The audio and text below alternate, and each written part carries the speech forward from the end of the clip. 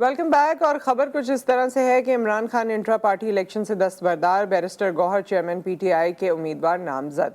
अच्छा, इसमें लोगों के जहनों में बहुत सारे सवालात हैं और वो सवालात ही आज हम ज़रा क्लैरिफाई करेंगे। हमारे साथ हमारे नुमाइंदे मौजूद हैं, फैसल अब्बास, इनसे बात करते हैं और जानते हैं कि ये तमाम जो चेंजेस हुए हैं, ये तमाम जो खबरें आई हैं, इसके पीछे कहानी क्या है। अस्सलाम वालेकुम।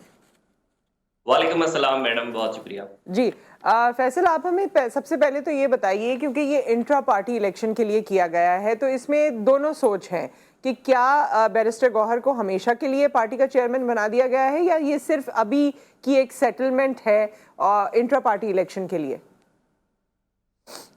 बिल्कुल, देखिए इसमें बड़ी कंफ्यूजन पाई जाती है। हम कल से देख रहे हैं कि सोशल मीडिया पर जो है वो बहुत ज़्यादा बहस जारी है कि जो इमरान खान है वो अब दस्तबरदार हो चुके हैं। तो सबसे पहले तो मैं ये क्लियर कर दूं कि ये फैसला सिर्फ वक्त की ज़रूरत के मुताबिक किया गया है।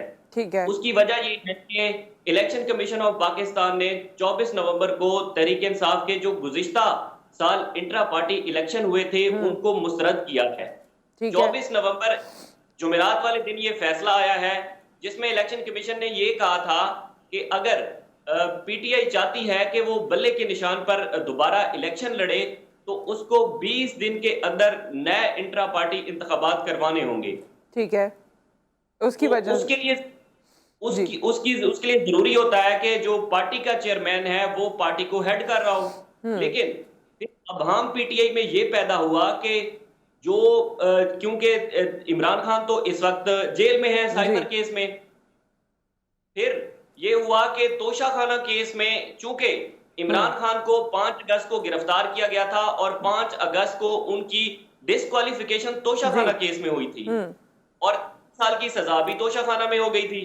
तो उसको मद्देनजर रखते हुए Imran Khan intra party election में इंतखाबात में हिस्सा नहीं ले सकते, क्योंकि वो डॉक्यूमेंट तौर पर अगर हम देखें तो वो डिस्क्वालीफाई हैं। अच्छा, और ये लेकिन मामलात अगर उनकी फेवर में हो गए तो फिर वो दोबारा चेयरमैनशिप को अज्यूम कर सकते हैं।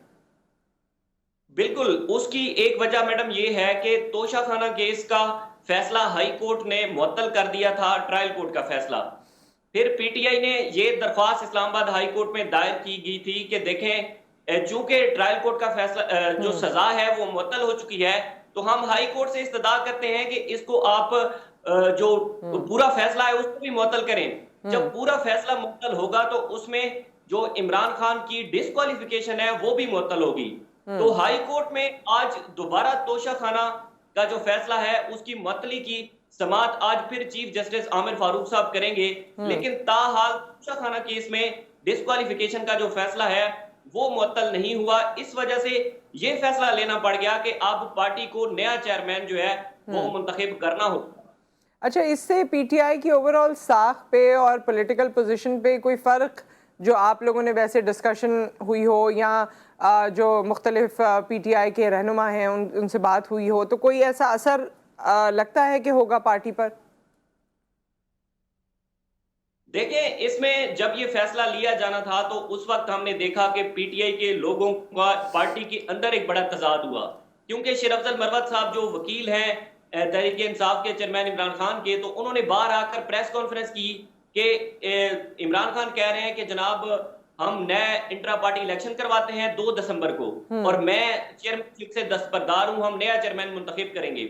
उस वक्त हमने देखा कि पीटीआई का जो ऑफिशियल ट्विटर अकाउंट है उससे उस खबर की तरदीद आई कि जो शेर अफजल मरवत कह रहे हैं वो गलत कह रहे हैं। यहां पर हमने देखा कि पार्टी के अंदर बड़ा तजाद हुआ। बैरिस्टर गौहर ने अपनी स्टेटमेंट जारी की, बाकी जो पीटीआई के कुछ रहनुमा पीटीआई के साथ हैं उन तमाम ने अपनी अपनी बातें लिखी कि चेयरमैन इमरान खान ही होगा, हम किसी और को मंजूर नहीं करते। ठीक है। हाँ, ये कह सकते हैं कि जब चेयरमैन पीटीआई ने खुद अडयाला जेल के अंदर बैठकर कल ये फैसला लिया कि नया चेयरमैन जो है वो बैरिस्टर गौहर होंगे, तो उसके बाद हम देख रहे हैं कि अब इनके बयानात मिलते जुलते हैं। लेकिन चूंकि जो बैरिस्टर गौहर है वो आर्जी तौर पर है, आप यही कह लें कि केयर टेकर चेयरमैन है, तो मेरे ख्याल से कोई फर्क नहीं पड़ेगा, क्योंकि हिदायत जो है वो जेल के अंदर बैठकर इमरान खान ही सारी दे रहे हैं। पार्टी को चलाना किस तरह से है, या फिर इस वक्त बड़ी जो अहम बात है वो ये है कि इमरान खान साहब की जो बहन है अलीमा खान साहिबा, वो भी हमें देख रहे हैं कि हर रोज समाज के अंदर भी होती हैं और ठीक। वो पार्टी को लीड भी कर रही हैं, वुकला के साथ उनकी मीटिंग्स भी होती हैं और कोर कमेटी की जब मीटिंग होती है तो उसमें राइट। बैरिस्टर गौहर जफर, हामिद खान साहब बहुत सीनियर हम्म। वकील हैं, तो ये सारे जो है वो अलीमा खान को भी गाइड करते हैं। तो अलीमा खान साहब इस वक्त पार्टी को देख रही हैं, तो मेरा नहीं ख्याल कि बैरिस्टर गौहर साहब के आने की वजह से पार्टी के कोई अंदर या ऐसा चेंज होगा। सही। हाँ, सही। बिल्कुल सही फैसल अब्बास, बहुत बहुत शुक्रिया, आपने तफसीलात से हमें आगाह किया और ये तमाम मामले को क्लैरिफाई किया। और बात वही है कि जो चीज़ मैं जानना चाहती थी कि पार्टी की जो ओवरऑल विजन है और जो एक ट्रिकल डाउन इफेक्ट है वो किस तरह से होगा, तो वो सब फैसल अब्बास साहब ने बताया। लेट्स सी के इलेक्शंस, वैसे भी हमने कल बात की थी कि इलेक्शंस को डिले करने की भी बातें की जा रही हैं। लेट्स सी इलेक्शंस कब होते हैं, कैसे होते हैं, कौन किस निशान को लेकर आता है इलेक्शन कैंपेन में और किसकी क्या पॉलिटिकल फेट होती है। अच्छा, इसके साथ साथ मैं आपको कुछ अहम चीज़ों से कुछ अहम खबरें भी दे दूं जिसका ताल्लुक पॉलिटिक्स से बिल्कुल नहीं है, लेकिन वो लोग जो आर्ट को पसंद करते हैं, वो लोग जो आर्ट से रिलेटेड फेस्टिवल्स को पसंद करते हैं, और वो लोग जो खुसूसी तौर पर उर्दू इंटरनेशनल कॉन्फ्रेंस, क्योंकि अब ये हर साल मुनक्किद होती है, इसको पसंद करते हैं, तो आप लोगों की खुशी का कोई ठिकाना ना होगा आई एम श्योर, क्योंकि आलमी उर्दू कॉन्फ्रेंस जो है उसका आगाज़ होने जा रहा है और कल से दोबारा से तमाम ये मेला सज जाएगा, जिसमें तमाम लोग मौजूद होंगे, पूरे पाकिस्तान से लोग होंगे, पूरे पाकिस्तान के साथ साथ मुल्क से बाहर से भी। आपने देखा है कि हमेशा कनाडा से, यूएस से, इवन जब हालात हमारे साजगार रहते हैं और वीज़ा का कोई इशू नहीं होता, तो बॉर्डर पार से, इंडिया से और हर जगह से, क्योंकि आर्ट और आर्ट का या आर्ट एंड कल्चरल एक्सचेंज जो है उसके लिए हम हमेशा यही सोचते हैं कि जी उस तरह की बाउंड्रीज, जो पॉलिटिकल बाउंड्रीज ड्रॉ की गई हैं, उनको सिर्फ पॉलिटिक्स तक रहना चाहिए, आर्ट तक नहीं आना चाहिए। तो इसमें बहुत सारे लोग हैं जो शिरकत करेंगे। अहमद शाह साहब को इस वक्त आप स्क्रीन पे भी देख रहे हैं, उनका ये ब्रेन चाइल्ड था, हमेशा से बहुत मुख्तलिफ प्रोजेक्ट्स और मुख्तलिफ कारनामे वो लेकर आते हैं लोगों के सामने और उसको सर भी कर लेते हैं। अच्छी बात यह है, तो आलमी उर्दू कॉन्फ्रेंस अपने नाम से जाहिर है और अपना एक पूरा ब्रांड बना चुकी है, हर साल इसका इंतज़ार होता है और ये कॉन्फ्रेंस का आगाज़ हो चुका है। आप इसमें मुख्तलिफ सेशंस में पार्टिसिपेट कर सकते हैं एज ऑडियंस भी, मुख्तलिफ पार्टिसिपेंट्स जो होंगे उनकी गुफ्तगू से महजूज हो सकते हैं और बहुत सारे इसमें इल्मी और अदबी शख्सियात जो हैं वो यहाँ तशरीफ़ फरमा होंगी, जो वैसे आपको उनको सुनने का मौका नहीं मिलता। आजकल टेलीविज़न की प्रोग्रामिंग में वो सब मुमकिन नहीं हो पाता, लेकिन आप उनको आर्ट्स काउंसिल में सुन भी सकेंगे, देख भी सकेंगे, उनसे मुलाकात भी कर सकेंगे।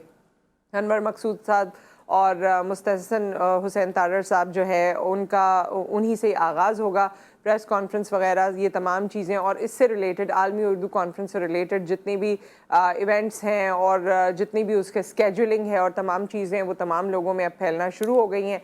तो आप ज़रूर जाइए और इन्जॉय कीजिए इस इवेंट को, इसका पार्ट बनिए और अपनी लैंग्वेज के हवाले से, लोगों की सोच के हवाले से, और इसमें लैंग्वेज उर्दू के अलावा भी बहुत सारे है उर्दू और उर्दू के बारे में बात होगी, लेकिन उसके साथ साथ उसमें रहते हुए उस अम्ब्रेला में जो सब डिविजन्स निकलते हैं वो भी टॉपिक्स होंगे, ख़वातीन के हवाले से होंगे, दीगर और होंगे, लोगों की मुख्तलिफ़ किताबों की रोनमाई होगी। सो ये तमाम चीज़ें आप मुलाहिज़ा फरमा सकते हैं आर्ट्स काउंसिल ऑफ पाकिस्तान में। सो ये इवेंट बस इट्स राउंड द कॉर्नर, आप इसे इंजॉय कीजिए और be the part of it. एक ब्रेक यहाँ पर आ गया, ब्रेक के बाद जब हम वापस आते हैं तो एक और कल्चरल प्रोग्राम के हवाले से आपको बताएंगे।